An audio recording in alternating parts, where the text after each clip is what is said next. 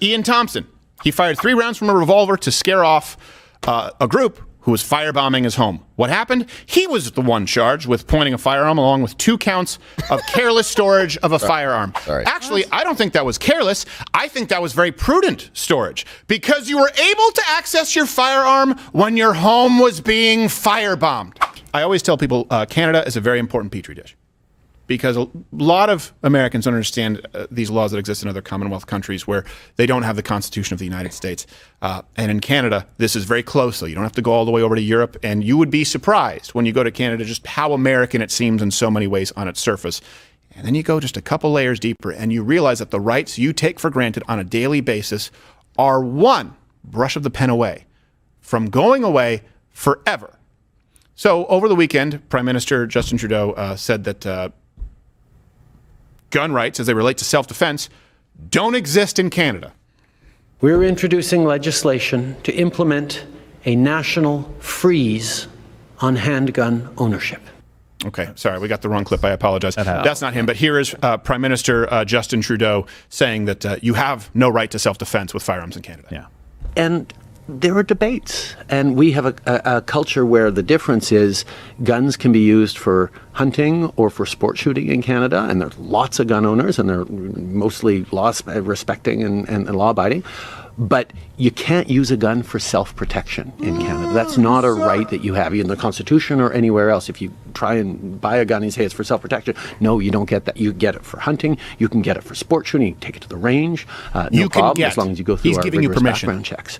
But there's a difference around the culture. And one of the things that we're seeing with the debate in the States is you get more and more of the American-style, right to carry, self-defense arguments filtering up through the the usual more right-wing communications channels.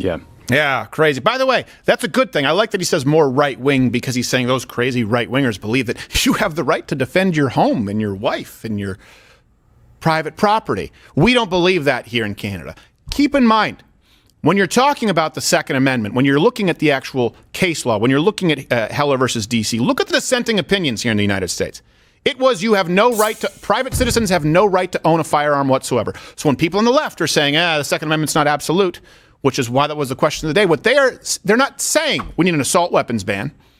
They're not saying we should have a waiting period, which, by the way, I'm also against. They're saying that private citizens don't have the right to own a firearm whatsoever because we've misinterpreted the Constitution. Therefore, we become exactly like Canada. And he is saying you get it for hunting. Well, he grants it. Keep in mind, these assholes still have the royalty on their money. So he's saying, we grant it. I allow you to.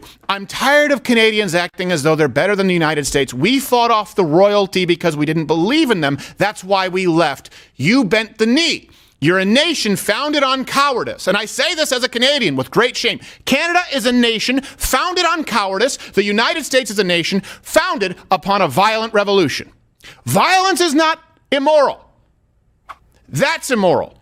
Robbing people of the right to defend themselves is immoral. You want to know what else is immoral? Let me give you a few examples of what has happened in Canada. We're not the rapist, the murderer, the criminal, the home invader being punished, but the defender of their own life and livelihood punished. So we have, after being stabbed in the head while sleeping, Vincent Bunn stabbed his assailant to death. He was sleeping, stabbed in the head. He stabbed the other guy who was stabbing. Well, he was sentenced for murder. The man who was stabbed in his sleep. Yeah. I think if someone stabs you in your sleep, you can do whatever you want. You can do whatever you want to that guy. I don't give a rat's ass what you do with the corpse. Yeah. Fold it like a pizza slice and put it in the bird feeder for all I care. He was stabbing you in your sleep. In Canada, you get arrested if you stab back. Yeah, and to be fair, they said he stabbed him too many times. The 13th stab is what actually killed him because they were still fighting, and then kicked him a couple of times after that. That was what, he was dead and you kicked him a couple of times. Right. That's interesting. Then there's Ian Thompson.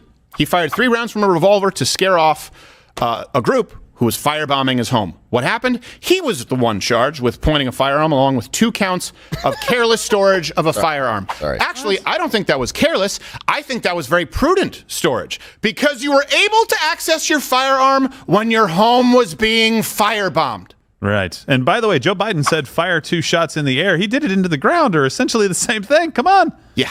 Get your story straight, guys. Brian Knight. Really fighting fire with fire. Right. Arm, Yeah. really. I mean, you should be allowed to, whatever. I want to fight fire with World's death of those stupid. lighting the fire.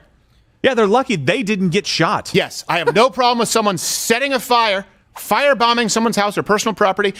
I have no problem with the victim shooting them. And I don't see the people committing the crime, even if they were killed, to be victims. I'd prefer it. You forfeit your right to live when you do that. Brian Knight, Absolutely you do. another man in Canada, convicted after shooting a man who was attempting to steal his ATV. Just to be clear, this is one of those things where, you know what? Hey, I believe if someone is on your property trying to steal, destroy your stuff, and I tried to go in descending order with the most absurd. You have people in the UK, by the way, as well, who've been arrested for using fake guns, for instilling fear in home invaders.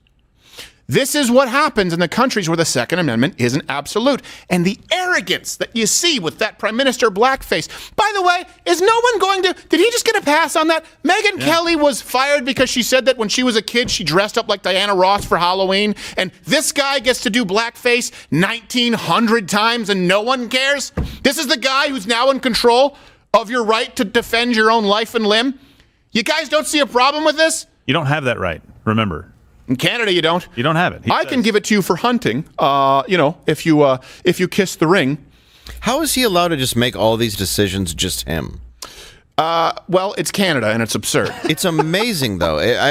He has no effect on me personally. Right. And I've never hated someone so much. Yeah, I know what you mean. And it's wrong to hate, It is wrong to hate. but I get it. But I mean, as far as costuming goes, great at blackface. He's fantastic. Yeah, really the best. He really commits to Connoisseur. it. Yes, Because he doesn't I just do mean- black face. He does black arms. He does black legs. He goes all the way. He goes all the way. Well, this is what happens when you trust like a Bollywood institutions, movie. right? This is what happens when you trust them. And you say, look, we're going to give you all the power that we want, and we're scared, and the government needs to take care of us. It just, listen, But he's I don't know that sadistic. anybody would have said that Justin Trudeau, like, you couldn't fit him for a black hat early on, right? You could probably say, if you knew Justin Trudeau, be like, he's probably not going to be a good prime minister. But now it's like, wait, he's literally saying you have no right to defend yourself with a firearm or property, really, by extension, Right. at all. Like, it doesn't exist. How many steps further do you think he could possibly go? And by the way, I should be clear. This isn't new. No. He's just reiterating what I have communicated here, and people have said that's a straw man. It's not. I've lived it.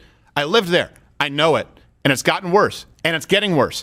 And this guy is arrogant about it. And guess what? You just need the Supreme Court to tilt the wrong direction, or you pack it, and the wrong person in the White House for that to happen right here. And I'm not talking about AR-15s for people who are going, ooh, you love to separate it. Ooh, AR-15s because you don't know anything about firearms. Your revolver, yeah. your basic handgun, your pump shotgun, your hunting rifle.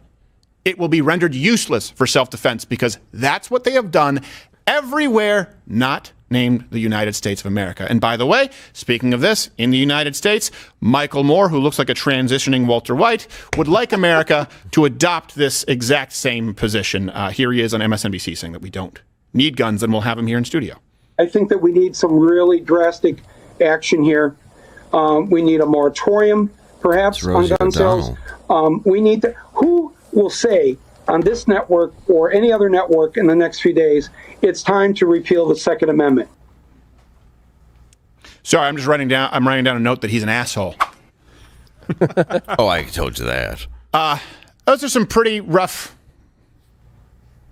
I mean, no, I want to say it's not at all something that I didn't expect. I wish I could say I'm surprised. Watch Louder with Crowder live, Monday through Thursday, 10 a.m. Eastern.